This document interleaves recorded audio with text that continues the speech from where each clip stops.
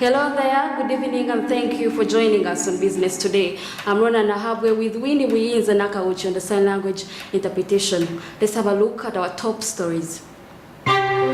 In Business Today, Uganda hangs on the loose as public debt heads for the spiral to $25 billion. Budget Committee rejects KG 31.9 billion supplementary reparations for Sino-Africa medicines and Lubowa Hospital piracy. Tendencies inform decision. Maif fresh food sector forward market and transformation means interception still a concern.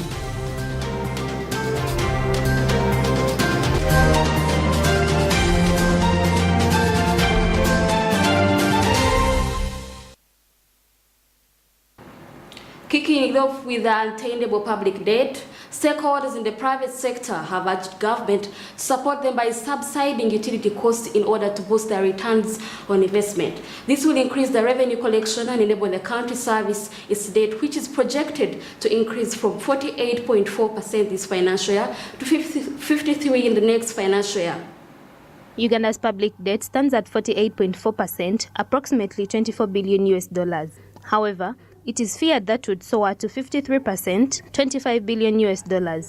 Uganda has witnessed reduced gross domestic product because of the increased public debt that rose from $19.54 billion in the financial year 2020-2021 to $20.99 billion in the financial year 2021-2022.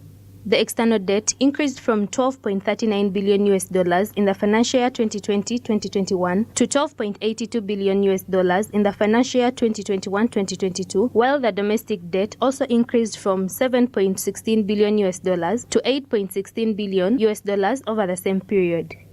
In order to minimize the trend, Uganda invested $3.7 billion in fiscal bonds over a 20-year period that yielded $6.7 billion in income and taxes in 2022. Such a trend is worrisome for Uganda's economy. World Bank senior economist Ms. Rachel Sebude advised Uganda to reduce on public expenditure to enable the country invest more and reduce on the debt burden. Most of the borrowing is for public investments. But Mr. PS, I didn't hear any mention in your remarks or the Ministry of Finance's presentation about how to manage these projects. How do we choose the projects that we are going to invest in? How do we prepare them? And that comes to the question that she was asking. How do we implement them? Because at the end of the day, if you don't get a return on these investments, then you can't service the debt. At the end of the day, if you don't do these projects properly, they're supposed to be the catalyst. They're supposed to be close. First of all, we do them so that we can address the constraints that private sector is facing. So, the Permanent Secretary, Ministry of Finance, Planning and Economic Development, Mr. Ramadan Govi, revealed that government has instituted a tax exemption rationalization plan that enables increased investment and tracking of investors to boost revenue collection with effect from the next financial year, 2023-2024. Put in place a plan, and we are implementing it beginning this coming financial year. A plan called Tax Exemption Rationalization Plan, to rationalize these exemptions, not to stop them, but number one, to put in place a criteria for accessing them. Number two, to put in place a tracking system to ensure that what an investor commits to do, he does it. Don't do it, we stop. Then we may collect from you. Mr. Govi also called upon government to fight corruption, which is a serious danger to Uganda's economy. He advised government to digitalize the procurement process in order to promote accountability and transparency in public investment and financial management. Big infrastructure projects being procured in small rooms. We need to put it on a platform to ensure that there is accountability. The same with our financial management and so on. They should all be automated. People shouldn't touch money. Special and forensic and performance audits work in fighting corruption, especially when you implement their recommendation. They work. Effective budget tracking and public financial management works. For Uganda to pay its public debt, there is need to fight corruption, minimize imports, and attract foreign investment through a deliberate tax exemption rationalization plan. Samuel Chirimunda, Smart 24 TV, Business Today.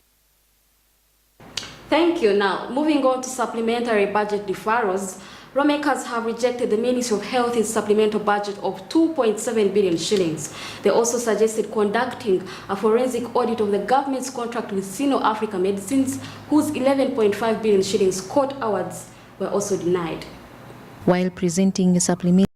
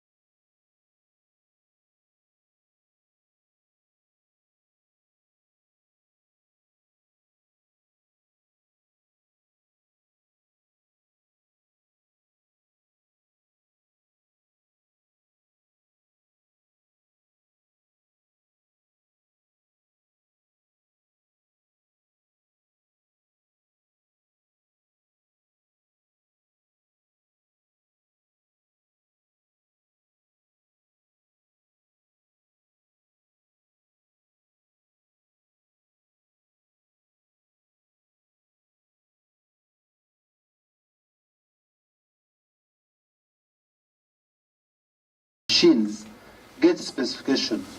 It is a process that we need to audit so that we are able to see why the specification is very clear and sent to the successful supplier, who is Sino Africa.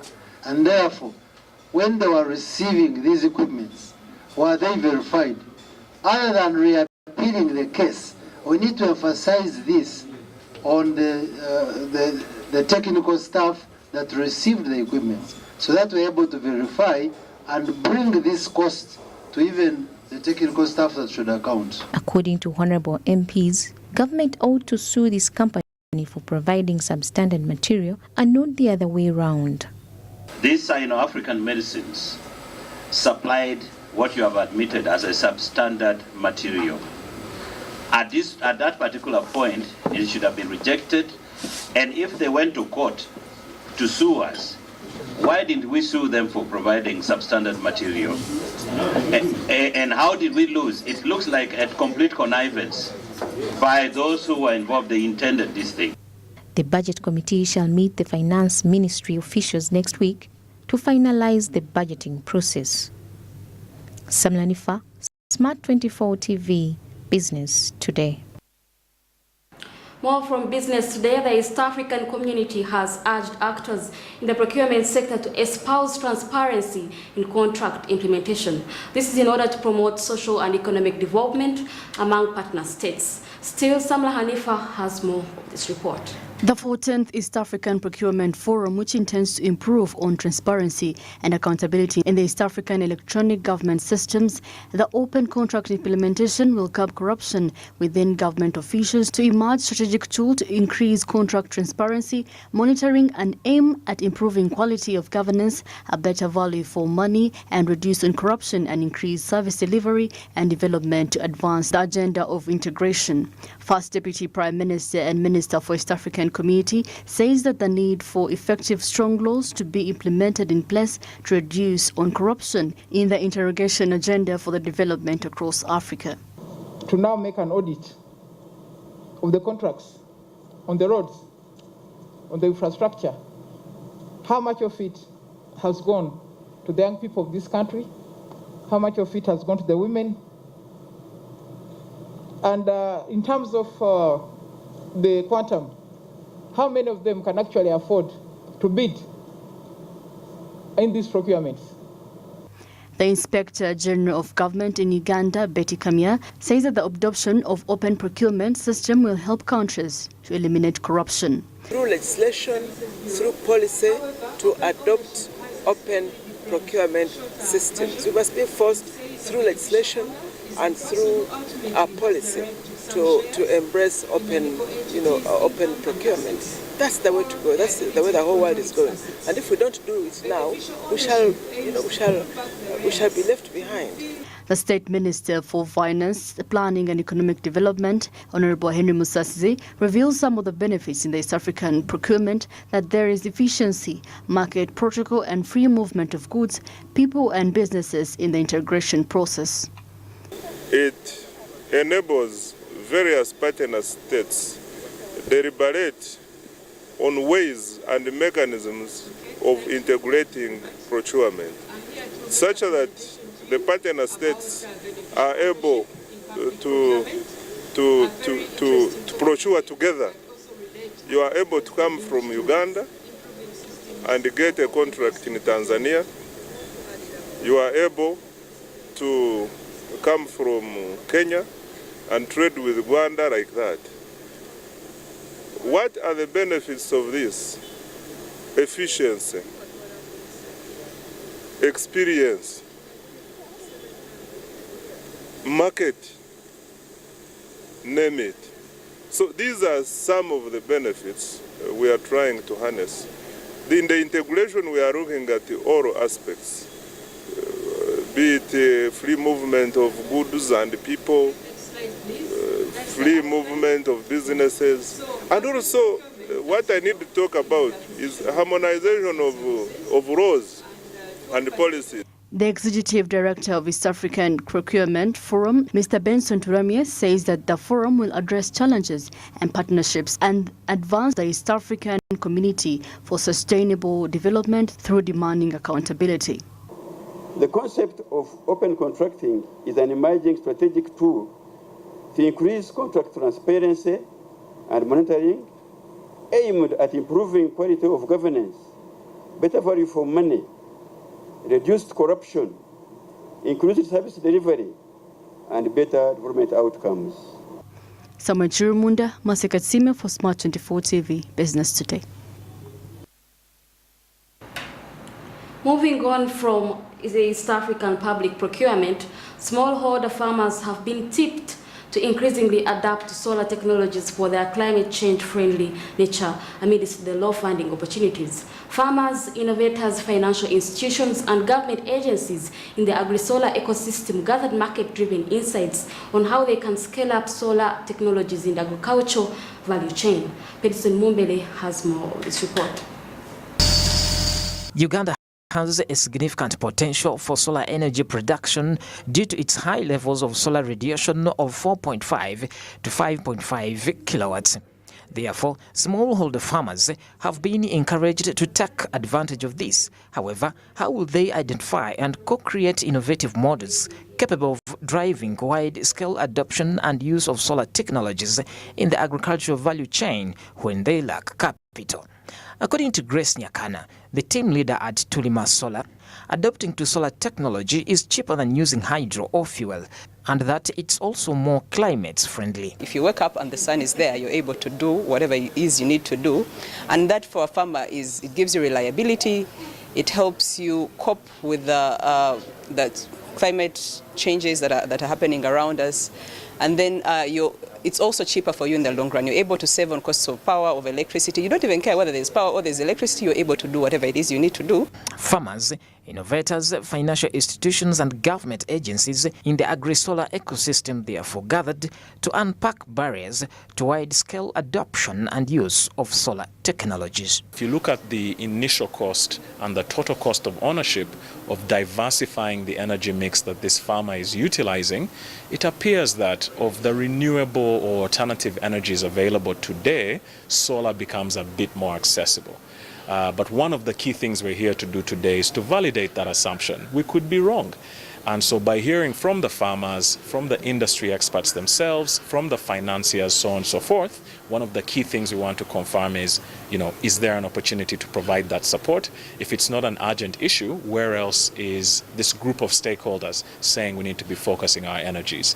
Ours is to then convene the innovators, convene support to these innovators. Tulima Solar is that our water pump, the smallest water pump that would work for a farmer with 2 acres of land doing horticulture, could cost you 2.5 million, and that's an entire system with the 2-year warranty, installation, servicing, and all those after-sales services. So in the long run, when you look at it, it's actually quite affordable for a smallholder farmer. According to experts, agri-solar can deliver a much more needed boost to sustainable rural development and can increase biodiversity protection. But are there some financing models that smallholder farmers can take advantage of to access capital at a low interest rate? So I will speak for us and what we do. We offer financing for farmers that need to acquire solar water pumps. You just need to be able to make a down payment of about 25%, then you're able to just get your system and you're able to use it and pay as you go along. Because we understand that for a lot of farmers, you're not able to get the equipment that you use because it might be costly and you don't have all the money at once. So we offer that. So what we're doing today with this agri-solar stakeholder conversation is to put different stakeholders from especially 3 key value chains. We're looking at dairy, at horticulture, at aquaculture, but we're really taking a holistic view of the agricultural sector. And what we're saying is that we have farmers in the room, we have farmer producer organizations, we have SACCOs, village savings and loan associations represented, you have your microfinance institutions, your mainstream. Uganda, like most African countries, is blessed to have access to abundant natural renewable energy from which clean electricity can be harnessed with the help of solar panel plates. Solar technological adoption in Uganda, however, remains very low despite government positive gesture through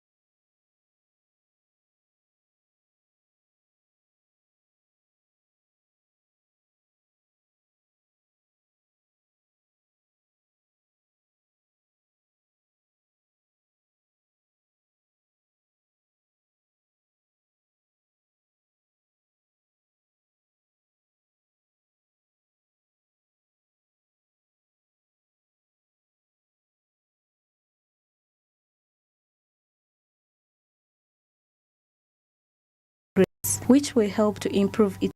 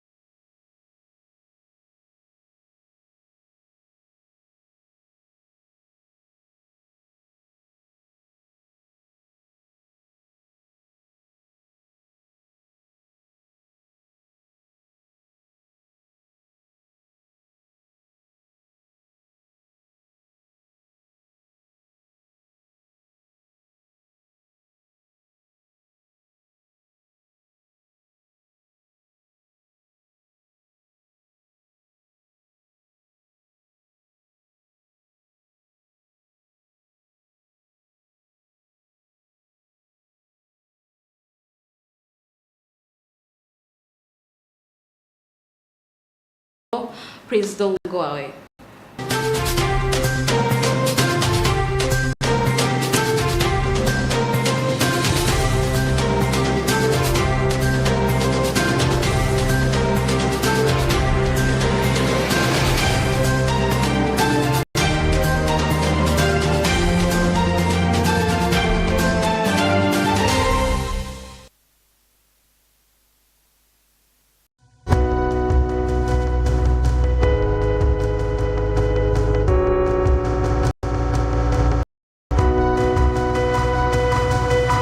Smart 24, driving business.